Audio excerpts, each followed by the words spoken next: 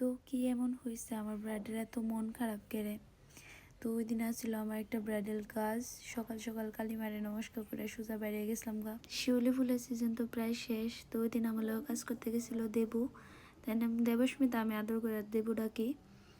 এই বিয়া বাড়িটা দেখলে আমার তো বিয়া করানোর ইচ্ছা করে, এত সুন্দর বিয়া বাড়িটা। তারপর ব্রাইডাল লেগে কিছু ফুল কিনা নিয়েছিলাম, তারপর ফুল টুল কিনা আমি লোকেশনে গেছিলাম গা। তো তারা আমারে তাদের একটি রিলেটিভরে কিছুদিন আগে সাজাইছিলাম, ওইখান থেকে আমারে বুক করছিল। বিনীতা দি, বলো আজকে তোমার কিরকম কি লুক চাই? একদম তোমার মনের মতন, তোমার মনের মতন করে সাজাও, বাস আমি স্যাটিসফাই। ঠিক আছে, তাহলে আমি দেখি আমি কতটুকু করতে পারি। তারপর আমি আমার কাজ শুরু করে দিয়েছিলাম। দিদিভাই দেখতে তো খুব মিষ্টি, তোমরা দেখছো। তারপর দিদিভাইয়ের কথা দিয়েও খুব মিষ্টি।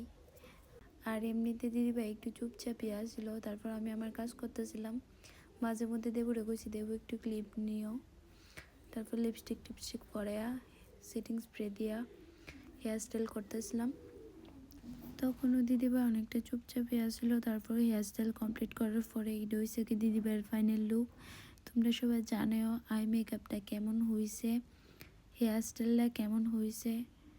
আর তোমরা যদি আমার কাজ ভালো লেগে থাকে তাহলে প্লিজ আমার ইনবক্স করো। অ্যাকচুয়ালি প্রথম তো ভয়েস ওভার দিতে একটু প্রবলেম হয়, সবাই একটু ম্যানেজ করে লেও। আর দিদিভাইয়ের মুখ থেকে দিদিভাইয়ের রিভিউ শুনে হাই লো। বিনীতা দি, তো বলো আমার কাছে সেজে তোমার কেমন লাগলো?